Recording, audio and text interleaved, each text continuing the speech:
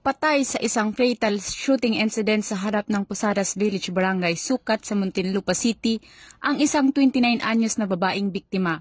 Batay sa ulat, nangyari ang pamamaril dakong alas 3:30 ng madaling araw nang 2 beses na pagbabarilin ng suspect na kinilalang si Nilo Bahakan Diaz, 39 anyos, security guard, ang biktima na kinilalang si Myrna.